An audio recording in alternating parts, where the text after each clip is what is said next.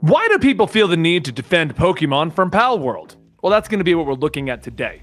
You see, if you've been living under a rock and you don't know what's going on in the world of gaming, this little independent game known as Palworld came out and has effectively smashed every single gaming record out there outside of maybe PUBG's 3.5 million players playing the game. But overall, Palworld is impressive. What it boils down to is a survival-themed game with mons that you can go catch out in the wild and then put into PAL spheres, which you can then throw out to battle other mons and add them to your PAL collection. You then take these PALs back to the survival aspect of the game, the base that you've created, and you basically turn it into an assembly line where they make all of your materials for you and you put them into forced slave labor. You can also cut them up into little pieces, turn them into sandwiches, force them to breed to make better mons, or just throw them into a blender and put them all together into one big mon. It's the latest craze that everyone isn't enjoying. But due to the fact that it has mons that you catch in spheres and then you bring into battles where you fight other trainers, it's automatically being associated with the Pokemon franchise, which is what the internet is freaking out about.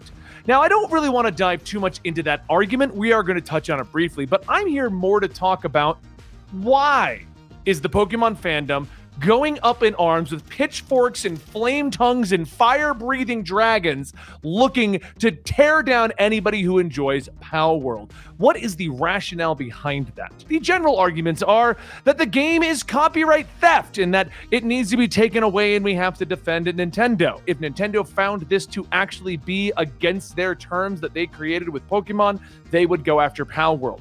Nintendo is known for taking down fan-made games. They are known for taking down anything that takes their likeness. They are known for suing everyone into oblivion, and they haven't touched Palworld, at least at this time. So in this humble YouTuber's opinion, I don't think anything's going to happen to Palworld. The second big controversy is that they're using AI-generated art to create this game, that it was made entirely off of AI art, which was taking Pokemon and turning it into copyright-free versions of Pokemon. This is a claim that I've seen going across the internet, but contrary to popular belief, no one has presented evidence that this is in fact the case. So while that may eventually come out, as of right now, there is no evidence that AI was used. There's also the argument of asset flipping and taking assets from other games. That's actually not wrong. You can purchase many assets. Asset flipping becomes a problem when you're stealing the assets. And then, of course, everyone is trying to compare the assets of Pokemon to the assets of Palworld, and they're kind of reaching to compare the two of these, which creates more of a, what is everyone doing? That's the point of what I wanted to say in this video, because everything that has now come up and every other YouTuber has covered has basically stated that Palworld has inherently actually done nothing wrong. But that doesn't stop the Pokemon fandom from bastardizing the community of Palworld fans. Now, as someone who is a Pokemon fan, I'm also a crazy fan of Palworld.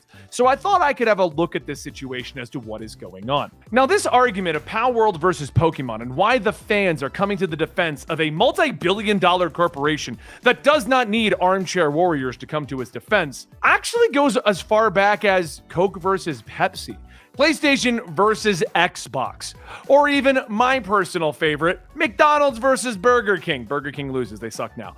But that brings up the question, why do people feel the need to defend a multi-billion-dollar corporation that doesn't care about them and what they're doing? I started doing a lot of research as to why do fandoms get visceral? Why do they get defensive? And part of it is tribalism, but that's the easy answer, isn't it? What is tribalism? What is the fandom? So fandoms, as they've been grown to be called, are a group of people who all admire or support a particular entity in pop culture. Usually in the case of television shows, book series, movies, artists, performers, video games, though the term could technically apply to other franchises, such as even sports. It's typically reserved for actors, actresses, musicians, content creators, and the like. Think of the Taylor Swift fans. The term fandom derived from the term fangirl, because the earliest iterations of fandoms were just teenage girls running around being super hyped about these boy bands and stuff like that. Now, this leads to tribalism, because you end up joining a fandom. When you hear the term tribalism, you think that we're going back to the early days, the Stone Age, making a stone axe and becoming a tribe that we're going to run off and we're going to go plunder the next door neighbor, which I'm not against doing because my neighbor's got a badass pool and I want to own it. But in more modern eras, we're looking at fandoms. And the reason why tribalism and fandoms link up is because of our sense of belonging. Research has shown that a weak sense of belonging is correlated with depression. Finding a greater sense of purpose and developing the belief that you are deeply cared for by others creates a willingness to endure life's challenges. Feeling as though you're a part of a tribe is not always easy, but finding groups of people with whom you share a common interest is a starting point. So it's not surprising that so many people are drawn to fandoms for that reason alone. It creates a common ground in an otherwise divisive and disconnected world. And there's a lot of truth to this. A lot of people like to look at the millennial generation and they argue that we're all a bunch of idiots that have created our identities to be about Pokemon and Harry Potter. But there's kind of a reason behind that. When we were kids, as the current generation is doing, when you wanted to make friends, you needed to find common ground. You couldn't just walk up to some random person and be like, we're friends now, and then go hang out. Typically, you would have to find something to talk about. When I was a child, and the reason why there's a Pokemon tattoo on my leg at this point, is because Pokemon was one of those common grounds. It was the huge thing that everyone loved to talk about and play over at school.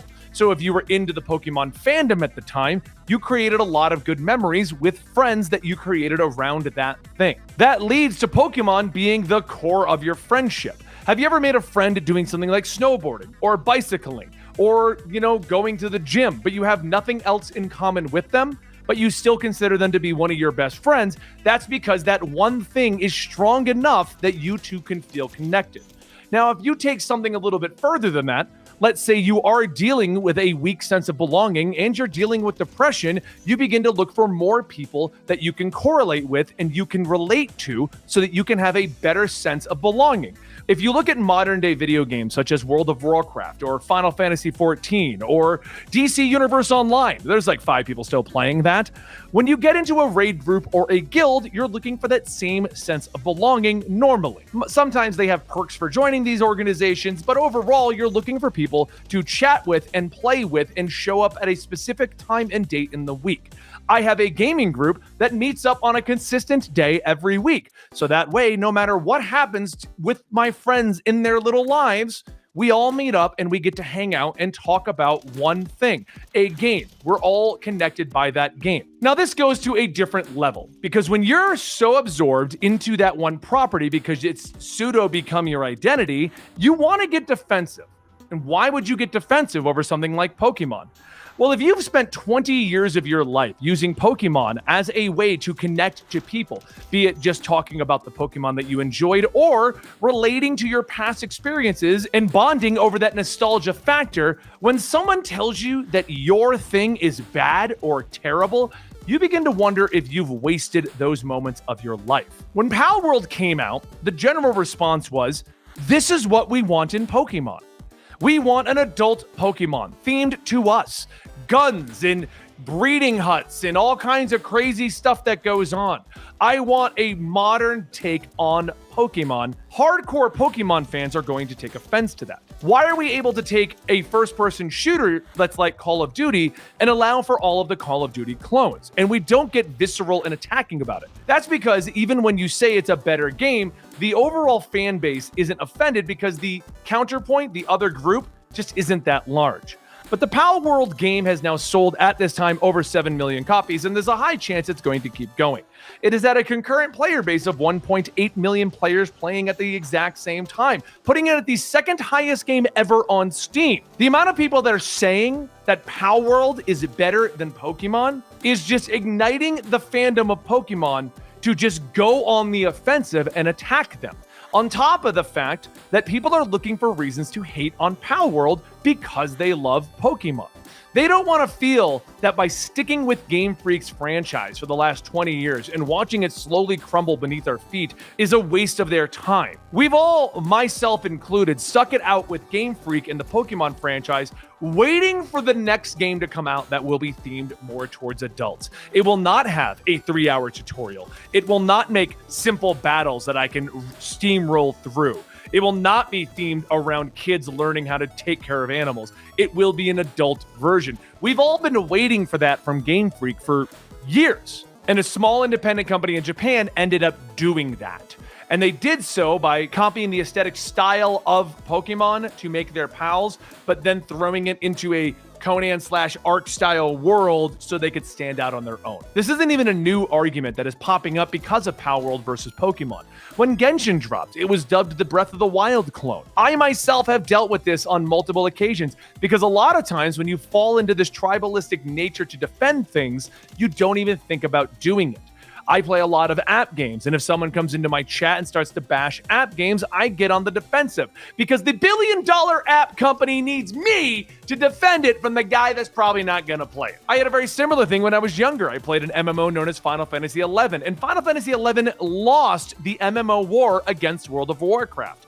For the 10 years I played 11, we constantly defended it as the better game than World of Warcraft. But the fact of the matter is, World of Warcraft crushed it, and people don't even remember that Final Fantasy XI existed. But at the end of my 10-year stint with Final Fantasy XI, I sat down and I said, did I just waste 10 years of my life? In order to avoid spending money, I would get on the game every single night. Me and my wife. I met my wife in the game, and we would get on the game and play the game and have a lot of friends. And you know what I don't look at it as? I don't look at it as I wasted my 10 years of my life because I met my wife, I saved a lot of money, and I met a lot of friends that I still have today. But not everyone looks at it that way. At the end of the day, what ends up happening with fandoms is they just want to get in the defensive of the game that is being used for them to connect to people and connect to a community and a society. And if that happens to be Pokemon from when they were kids, they're going to defend it. The fact of the matter is, when it comes to the fandoms, just because something came out and people like it, it does not diminish your time with that product, which is what I was saying with my Final Fantasy XI story. My 10 years in Final Fantasy XI are still great. I still love them. Do I play that game today? No, but I made some great long-lasting friendships. I met my wife through it, and it's some of the best memories I've had in my life. Look at your game or your fandom or your society or your tribe as the memories you're making. Not that you need to defend everything. You can like Pokemon and enjoy Palworld. There's nothing wrong with that. And if you think a billion-dollar corporation like Nintendo needs you to find how they can sue Palworld, I don't think you understand how many lawyers Nintendo has. I hope you guys enjoyed today's Benny's Got a Problem With, and I'll see you next time right here. Like and subscribe and do the YouTube stuff. That YouTube jazz. Fingers.